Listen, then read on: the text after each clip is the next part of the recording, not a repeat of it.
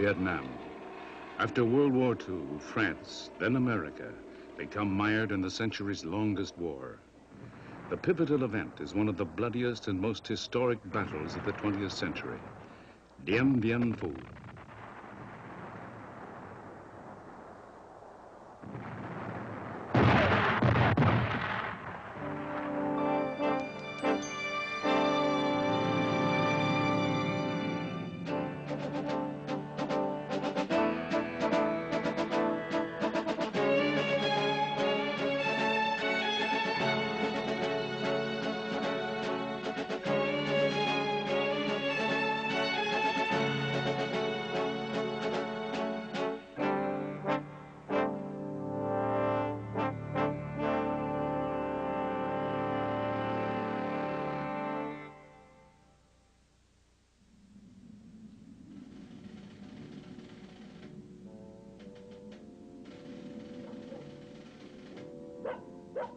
After the ruin of World War II, the European powers seek to regain their former colonies.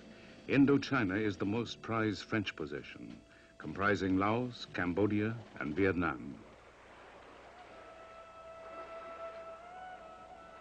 But the war in Asia continues. Indochina is still occupied by the Japanese, and France faces another obstacle. Its ally, America, opposes colonialism. France had previously ruled Vietnam for 80 years, exploiting the rubber and rice economy and the cheap labor.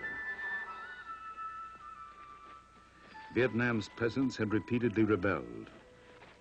Colonial conditions are described by Hanoi diplomat Ha Van Lao. Comme tous les jeunes Vietnamiens en ce moment, like all the young Vietnamese at that time, under the domination of the French colonialists, we felt that our liberty was gone. We felt that we were no longer independent.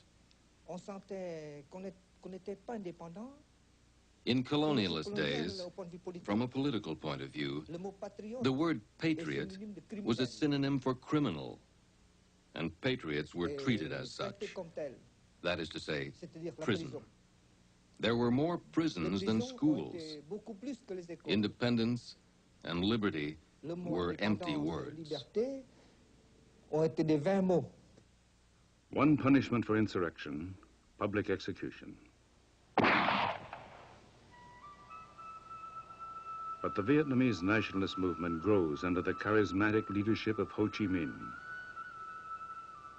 Ho recognizes that Japan's impending defeat is a once-in-a-lifetime opportunity to end colonialism. He sees America as his best means of achieving independence. After 32 years in exile, he returns to organize resistance. Born in central Vietnam, Ho is now 54. Both of his parents had been active nationalists. Ho had spent his exiled youth studying the Marxist revolution. In December 1944, Ho and other guerrilla leaders form a so-called Workers' Party, known as the Viet Minh. Its military strategist is a former history teacher called Bo Nguyen Giap. Giap and Ho offer to aid the U.S. against the Japanese. America begins its Vietnam involvement by supporting Ho. It provides small arms for behind-the-lines resistance. The time, April 1945. Exactly 30 years before the Vietnam War would end. Maintaining a gentle image, Ho is then seen by American contacts as more nationalist than communist. Major Archimedes Patty heads the first U.S. intelligence mission in Vietnam, sent by the OSS, the CIA's predecessor. 50 American agents help train the guerrillas, and at times fight alongside of them, recalls Patty. It was combat. It was a very small operation as far as the war is concerned, but nevertheless, it is true that they did work with the Viet Minh against the Japanese. Then later, Giap and his Viet Minh crew went out to attack several Japanese outposts with our men after they had been trained by the Americans in the use of grenade launchers and flamethrowers and rifles, machine guns, BARs and so on. In August 1945, the Japanese surrender, and Ho's guerrilla forces seize power, occupying Hanoi. On September 2nd, Ho Chi Minh declares independence. The middle class and Vietnam's Catholics are apprehensive, but nationalists and communists are overjoyed. Ho becomes his country's first president.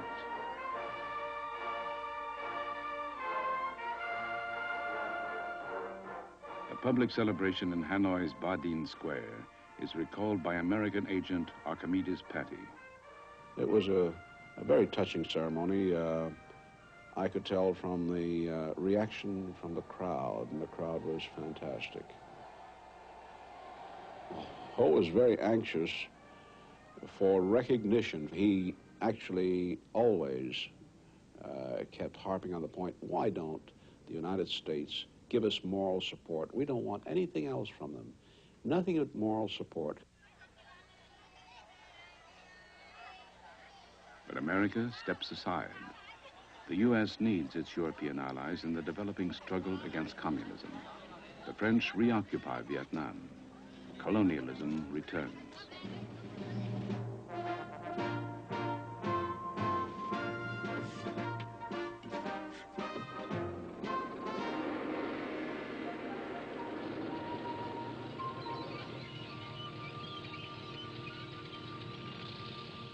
With no more American help, Ho Chi Minh first advocates cooperation with the French.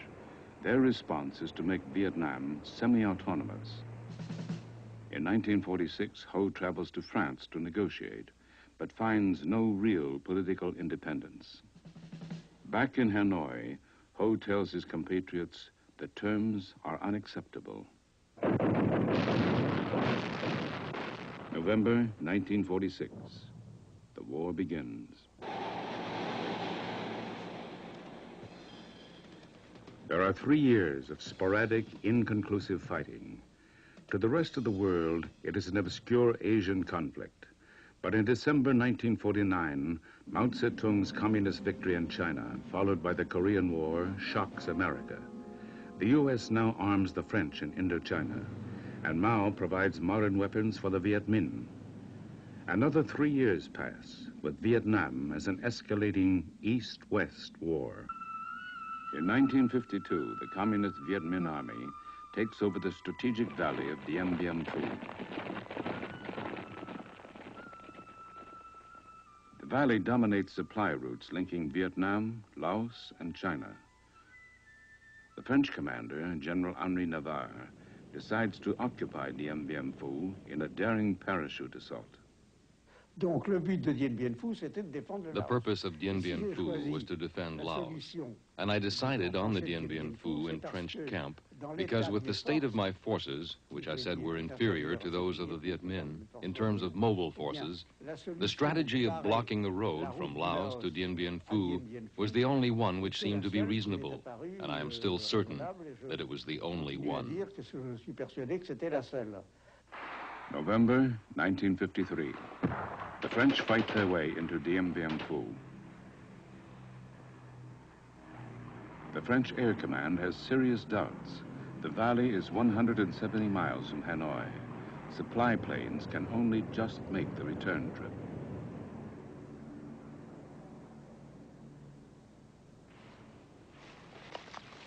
A French regional commander warns that Dien Bien Phu may become a battalion meat grinder.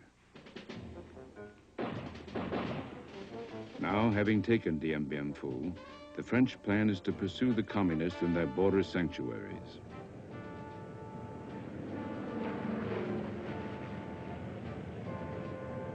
An immediate task is to repair the old airstrip, the only link to the outside. The French land equipment suited to an attack base. They don't envisage a fortification. The communist force, the Viet Minh, has 2 choices: ignore the French action or attack.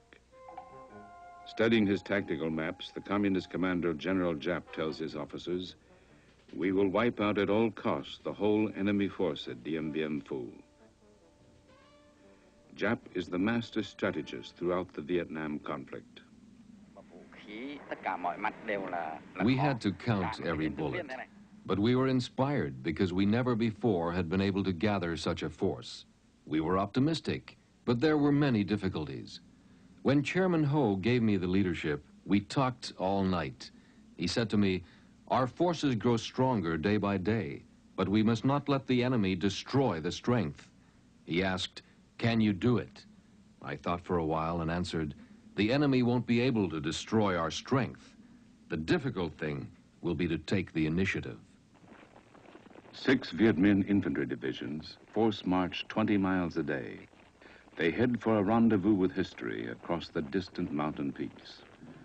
The French become aware that a communist ring is closing in the hills around them. General Navarre decides against pulling out, convinced his troops can hold. I decided to occupy Dien Bien Phu, to set up an entrenched camp there, and if the camp was attacked, to defend it. That's all. December 1953. Half the 15,000-man French force are Algerians, Vietnamese, and French legionnaires. Most of the equipment is American. The French try but fail to win the high ground. The communists hold the nearest hills to the north.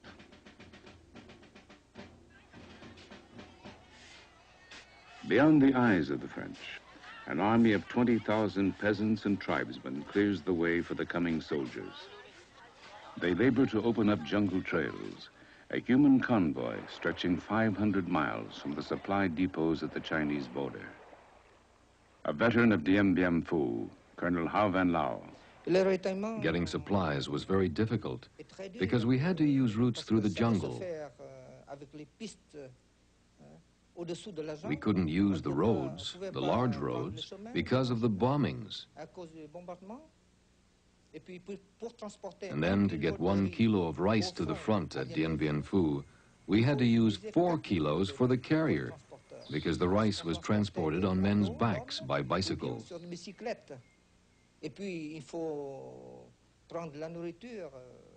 We couldn't heat the rice because any smoke would attract planes.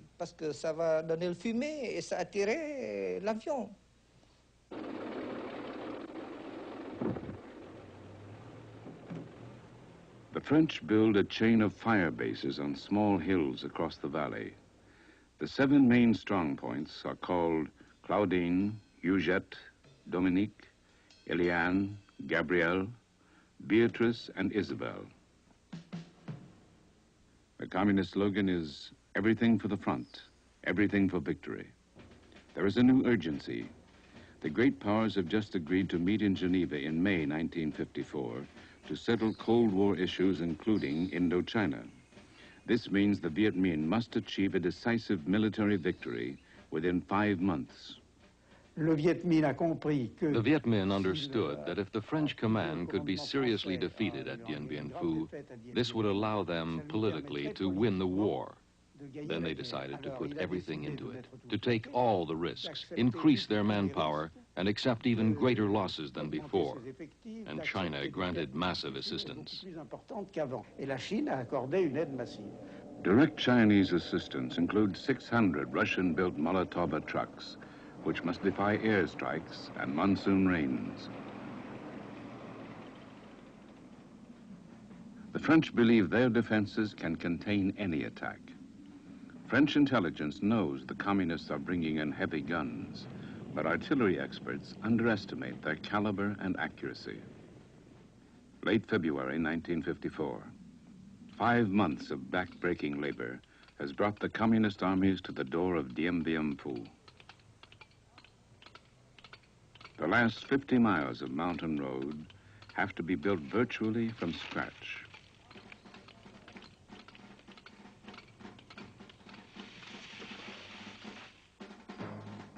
They call the guns steel elephants.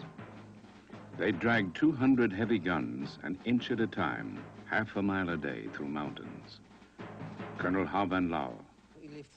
Equipment had to be dragged by rope over men's shoulders.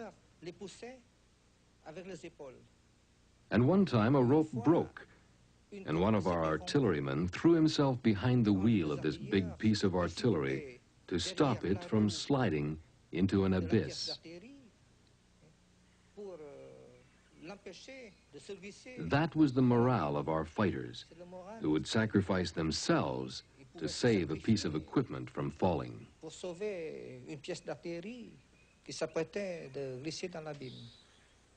Now they can outgun the French in the valley below by more than 3 to 1. Ho Chi Minh issues directives from secret headquarters in safe mountainous jungle. He has one Western visitor, journalist Wilfred Bichette. He came in with a sun helmet and he turned that upside down on the table, and he just felt around with his hands in the bottom of it and said that Dien Bien Phu is a valley and it's surrounded by mountains. The cream, the elite troops of the French Expeditionary Corps are down there in that valley, and we're around in the mountains, and they'll never get out. Now General Giap, reviewing his 50,000-man force on the eve of battle, defines his tactics. He tells his staff, strike surely and advance surely. Strike to win. Strike only when success is certain.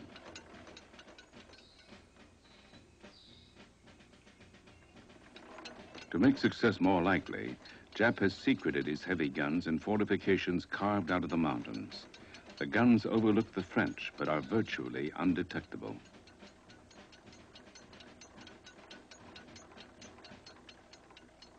March 13th, sunset. The battle opens.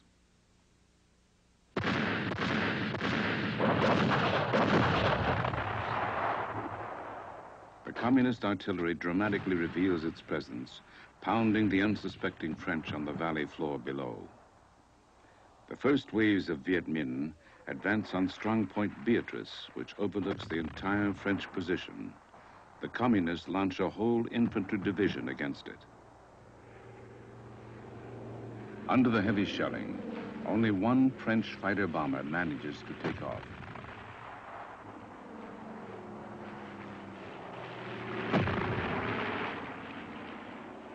After the first communist losses, there's a pause. Then the attack continues. With the sudden heavy artillery barrage, the French realize they are in a trap. The first day, casualties are heavy. The artillery commander, Colonel Charles Piroth, apologizes to his fellow officers, then commits suicide with a hand grenade. At outpost Beatrice, so-called suicide platoons breached the barbed wire perimeter. The French repulsed 3 separate assaults. Of the 750 defenders, only 200 survive in the last-minute retreat. By midnight, Beatrice is in Viet Minh hands. March 15th. 2 more Dien Bien Phu outposts are repeatedly stormed. At heavy cost, the communists occupy half of Hill Gabrielle. The French-led troops fall back, then abandon the position. On March 17th, strong point Anne-Marie falls. Now 3 outposts are silenced, but the French estimate communists dead at 2,500. With some hills covered with dead and dying, the Viet Minh pause. French casualties are also high. A hospital plane is stranded, leaving the only Frenchwoman, Nurse Geneviève de Galard. We were putting the wounded inside the plane to take them back to Hanoi, but the mechanic came back and told us we can't take off because the oil tank has been damaged, severely damaged, and everybody was very upset, especially the wounded, because they thought it was the end of this hell place for them, and it wasn't. By March 28th, artillery fire closes the airstrip. The base is isolated. The French still fight on. Lieutenant Colonel Langlais. That did not spell the end for me, or it would seem for my comrades. It did not mean the end of fighting for us, since if the planes could not land, they could still carry out parachuting operations. I did not consider the closing of the airfield to be a catastrophe in terms of further combat.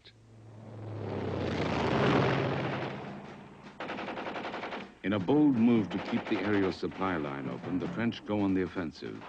They use tanks to attack communist anti-aircraft emplacements on the western hills, flanking the main French forces. Several hundred Viet Minh resist fiercely.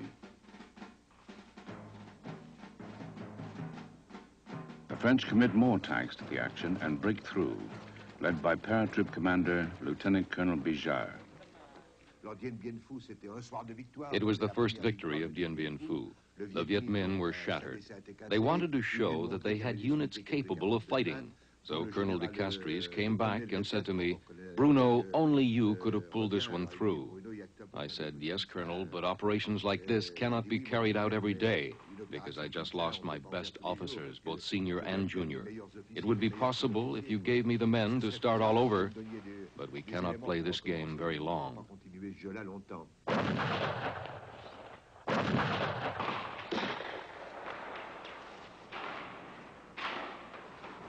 General Giap's second phase assault on March 30th concentrates on the strong points which protect the French command center.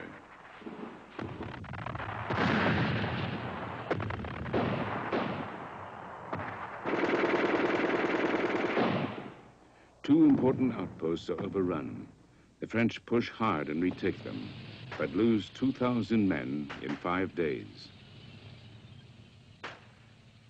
The Viet Minh enlarged the attacks, capturing strongpoint Elien to the east. The French again counterattack. We started shooting, and we fired maybe 3,000 or 4,000 shots. And all the cannons of Dien Bien Phu, all the 120 mortars, were aimed at one position. All of a sudden, when the artillery had finished, the Air Force was there once more, and my men got out of the trenches and went to the attack. But the Viet Minh were also entrenched. Maybe half of them had been killed, but there still remained the other half, and they fought like the great soldiers that they are. They fought man to man with daggers. After one whole day, we had recaptured Elian 1. So my men had to go back into the trenches. But they were digging upon fallen bodies. The soil was covered with dead bodies, French and Viet Minh. The smell was horrible. The terrible bloodshed now lowers Viet Minh morale. They have only one doctor for 50,000 men. General Giap admits to what he calls negative thoughts affecting troop performance. More frontal assaults risk destroying the communist army. Giap decides on a radical change of tactics: underground war. He uses tens of thousands of troops and civilians to dig a 100-mile network of trenches.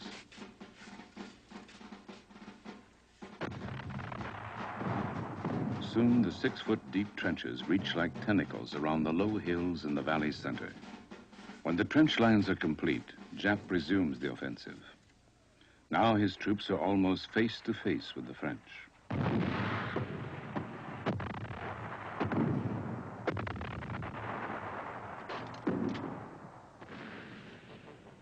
France now urgently seeks U.S. intervention.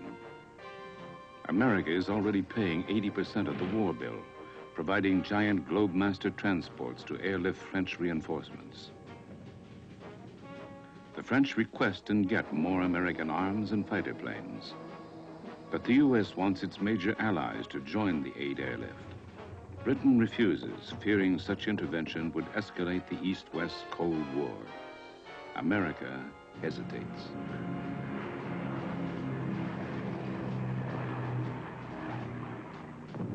As the hours of argument tick by, the Viet Minh guns decimate Dien Bien Phu.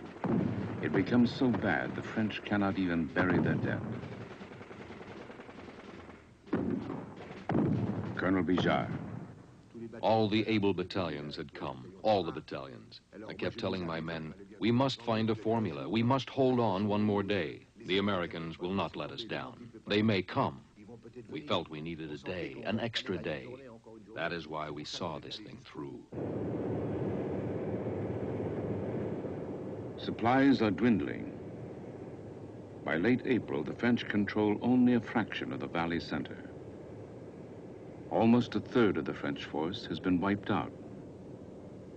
The fate of the remaining 10,000 depends on getting ammunition and food, but pilots and troops are helpless as more and more supplies float into communist territory. The Viet Minh trench lines are now just 300 yards from the French command bunker. Even the seriously wounded attempt to fight on. So some got up, one who had lost an eye, one who had lost an arm. One arm, we called him, said, "We're going back." We saw boys arriving who had lost an arm or an eye, and they were still asking for a weapon to continue fighting. It's indeed remarkable. There was a great spirit. When we went into that shelter where those men were, there was a foul smell, and we could see maggots on legs. And Grovin left them on because he said, "I think it prevents gangrene." So those maggots were moving around on the patient's legs, and it was terrible. So around May 6th, we went to see the men with Langlais, and everyone was exhausted, completely exhausted. We knew we could go no further. There was no more ammunition, and the men could not take it anymore. So when the Viet Minh attacked on May 7th, it was really the end.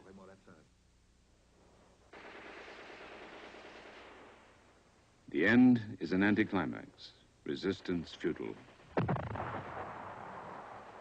The Viet Minh rushed the French command post, where senior officers have been waiting to surrender. Among them, Colonel Langlais. We heard something rolling over the roof. I was seated in my chair, not thinking of anything in particular. The stairs leading to the outside were in front of me, and we could see a patch of sky there. We all thought, a grenade. God, a grenade would be thrown down the stairs and explode. But that wasn't the case. We saw a victorious Viet soldier in a cork helmet, wearing a gas mask and carrying a bayonet, his gun, who said only, "Get out." 1730 hours, May 7th.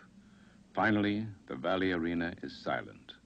The Viet Minh victory has cost them an estimated 8,000 dead in the 55-day battle. But French Indochina is finished.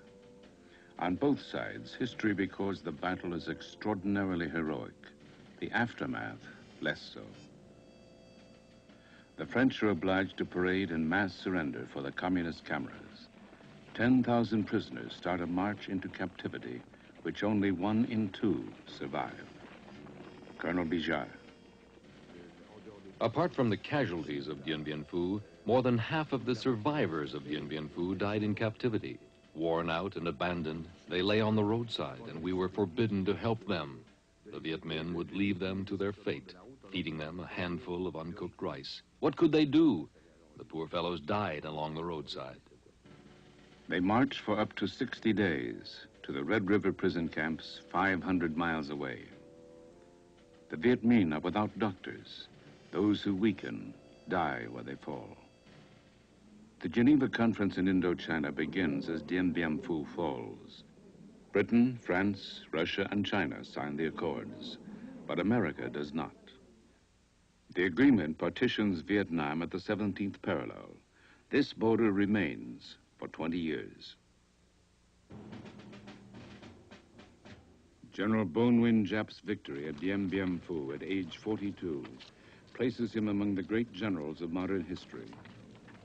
He is credited with building a small peasant force into a sophisticated modern army. In my opinion, they were exceptional infantrymen, and they managed to defeat us. Now, there weren't many of us. We were far from France, but we must admit they also beat the Americans. So they were exceptional, and I really think they certainly are one of the best infantries in the world. Hanoi, October the 11th, 1954. The Viet Minh formally takes control of North Vietnam. Hanoi is a scene of mass ovation for Ho Chi Minh. Ho and his colleagues, in accepting partition, trust in the Geneva provision for joint national elections within 2 years. Ho is confident he will win, but the elections are never held, opposed by Washington and Saigon. A new war will gradually develop.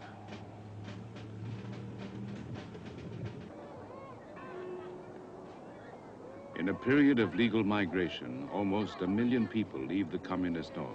Most are Catholics.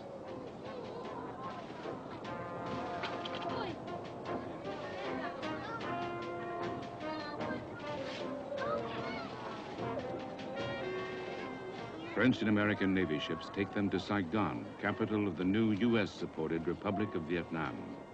At the same time, about 100,000 communists travel north.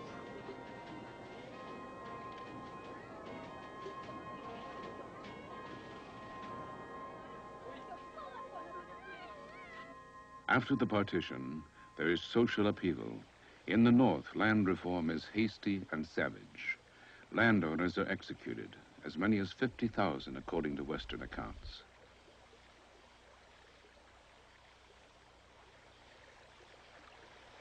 Peasant opposition forces the Hanoi regime to modify the land reform. The communist leader, Ho Chi Minh, is still personally popular, known to his people as Bac Ho, Uncle Ho. For some years, he concentrates on nation building, determined to unite Vietnam as it was centuries earlier. A former emperor, Bo Dai, who also ruled under the French, heads a weak and distrusted government in South Vietnam. Bo Dai, known as the Playboy King, installs a prime minister he believes he can control, Dien. Diem becomes the American hope for a non-communist Vietnam. He's now 53, unmarried, a devout Catholic from a powerful family. He has an impressive record in the civil service. He's known for his nationalism and religious puritanism, which led him into self-exile abroad for many years. Now he is back to try and run a nation broken into by war. But Diem's authority barely extends beyond Saigon, the capital city. When Diem curtails prostitution and gambling, a powerful gangster organization sends its own army against Dien's. They attack the presidential palace, the national police headquarters, and terrorize the streets.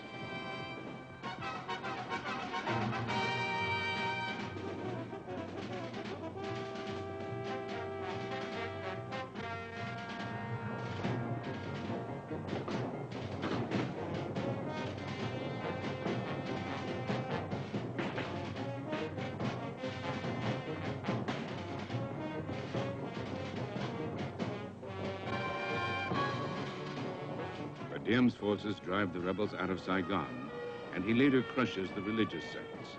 In doing so, he angers head of state Bo Dai, then absent in France. Bo Dai is allegedly getting payoffs from the various sects. He tries to recall his prime minister. Diem ignores him. The American military advisor to Diem, Edward Lansdale. Diem was receiving lots of popular support from the people. Felt that he was in command of the situation, and that what had happened was a very necessary step by him, and felt that he should stay. And I said, well, your only authority is from Bao Dai. The only highest authority would be from the people. And the only way to do that is through a plebiscite. I cautioned him against being carried away and rigging the election. I said, all you need is a fairly large majority. I don't want it to suddenly read in the newspapers that you've won by 99.99%. Diem wins with 98% of the vote. He becomes South Vietnam's first president. His family rules like a Mandarin court.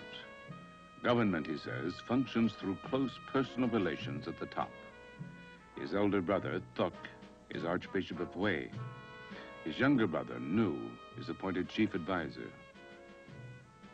Madame Nu becomes official hostess. Her father is named ambassador to the United States. Her mother is a government observer at the United Nations. Diem presides over a national assembly, but he allows it to meet only once or twice a year.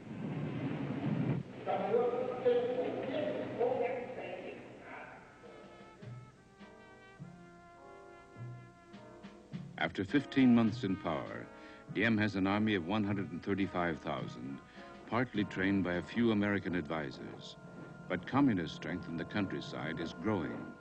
Diem wants more U.S. help.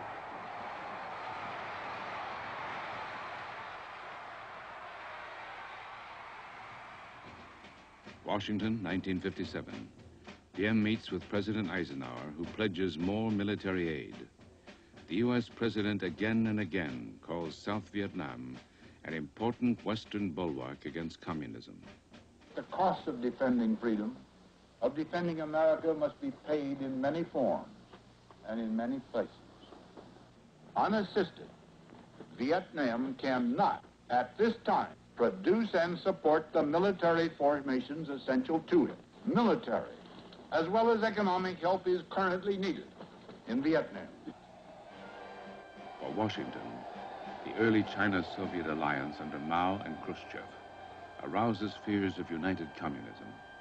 The U.S. sees an immediate danger of North Vietnam becoming the route for a Chinese and Russian takeover of Southeast Asia. In the late 50s, military aid for South Vietnam is considered part of America's wider strategic interest. Diem has refused to allow the elections called for by the Geneva Agreement. He has no national organization, and his army is weak. Eisenhower now backs South Vietnam with a show of naval strength and privately pressures Diem to make political reforms. Diem attempts land reform. It fails. He tries to extend government control to the countryside, but his methods antagonize many peasants. He begins the strategic hamlet program. These are fortified villages which control as much as defend the population. 1959, North Vietnam makes the fateful decision. It will challenge Diem militarily. Communist organizers born in the South begin to infiltrate back. Their numbers quickly grow to about 5,000.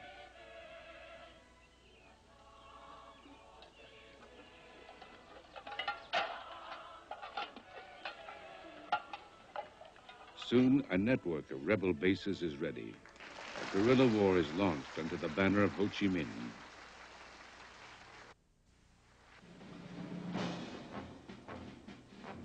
Terror and counter-terror spread through the countryside. Diem's troops attack and burn communist villages. In 1959, U.S. military advisors total only 350.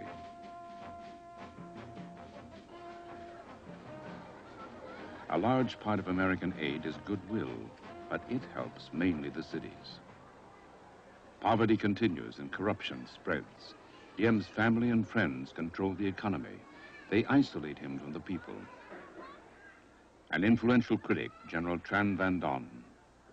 He began to be oppressive, inept,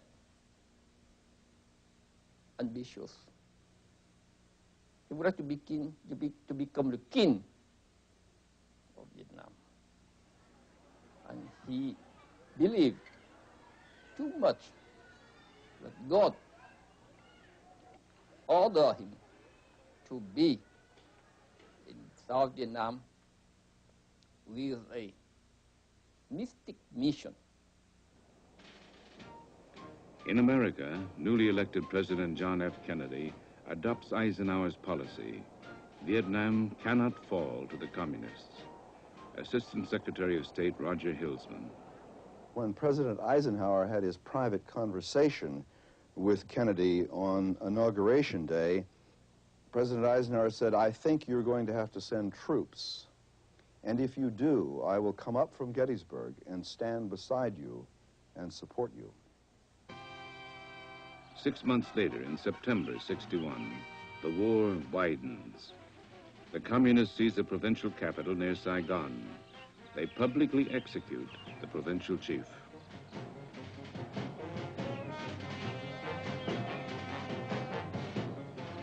The guerrilla strength is now estimated at 26,000 men, up 500% within 2 years. Diem asked the United States for a treaty to guarantee South Vietnam's existence. Kennedy consults his personal military advisor, General Maxwell D. Taylor. I met the president one morning in the White House, just walking down a corridor, and he said, I have a letter here from President Diem. Tell me how to answer it. Well, that changed I spent the next 11 years involved in answering the questions or related thereto, because the really amount of the question was the United States favor a major increase in the military effort to accomplish the political objectives in Vietnam. Kennedy increases military aid. Within days, the first American helicopter units arrive. A newsreel of December 1961 conveys the optimism. New techniques in jungle warfare are being mounted against the rebels in South Vietnam with rousing success. Helicopter forays, christened Eagle flights, carry small detachments of Vietnamese troops into the swamps and jungles of the Kamau Peninsula, where Viet Cong guerrillas have successfully eluded pursuit on the ground. Whirlybirds swoop in to deposit soldiers where rebels have been reported, and the troops quickly spread out through swamp and jungle to surround the communist enemy. Usually, the rebels quickly fade from villages, but a pincer attack flushes them from the surrounding jungles. A successful airstrike like this one will bring in prisoners by the dozen, a new kind of warfare that is turning the tide of battle.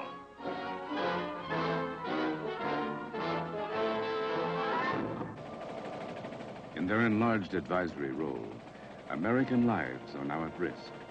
Though not officially in combat, they lead the South Vietnamese into battle.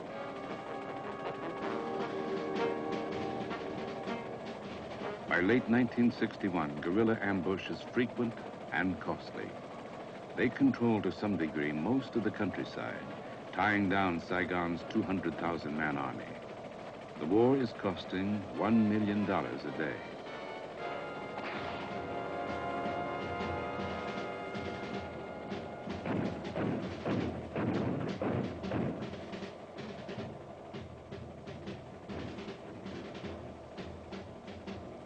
On U.S. advice, a self-defense program to arm remote populations like the Montagnards begins in the Central Highlands. The CIA's Saigon chief at that time, William Colby. With the authority of the president, Diem, and his brother, New, we began these programs of arming mountain scout teams, things of this nature, arming villages in the area of Manmatuit, spreading 50 or 100 weapons into such a village for its own protection, and then gradually spreading out to additional villages until you formed an area, so-called an ink spot as it spreads through the bladder, of safety against outward infiltration. And we began this in about 1960, this process of doing this, and by 1962 or 3, we had armed something like 30,000 of these people.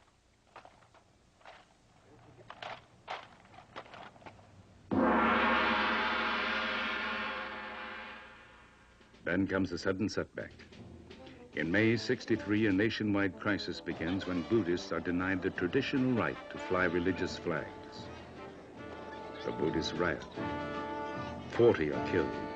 Thousands arrested by the secret police headed by Diem's brother, Nu. Week after week, Buddhist monks commit public suicide in protest. These human tortures appall Washington.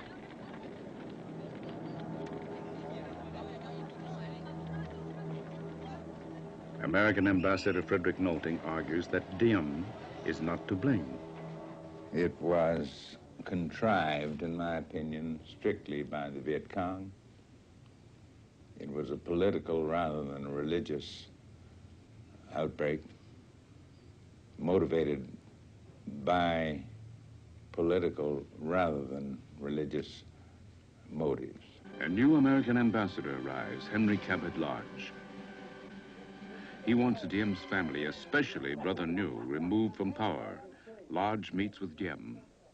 He was as unreceptive as I've ever seen a human being be, and he almost said to me, well, what business is it of yours whether I have my brother here to advise me or not? To which, of course, that was a very good answer, It's my business because the President of the United States has made it my business.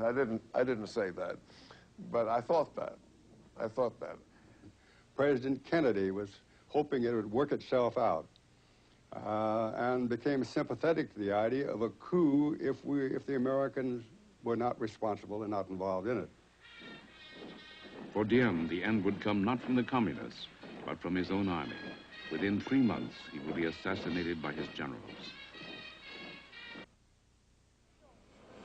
More U.S. equipment arrives in Vietnam in 1963, and the changing role of the American advisors portends a widening war.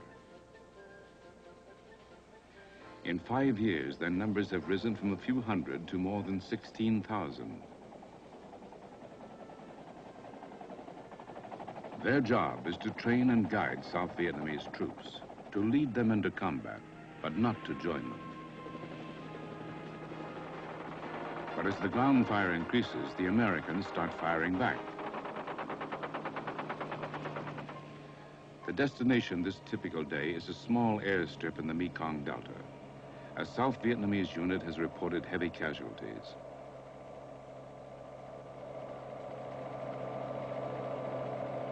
American advice on ambush precautions has been ignored. Air cover had been unavailable. A support unit which might have saved the situation fails to advance. The result, 100 South Vietnamese casualties, 2 American ground advisors wounded.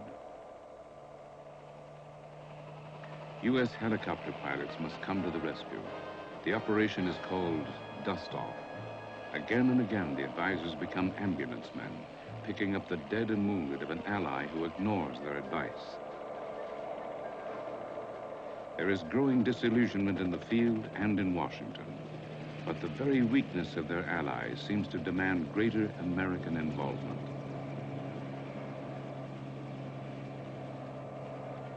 In 1963, the U.S. had planned to withdraw 1,000 advisors. Instead, their numbers increased by 50%.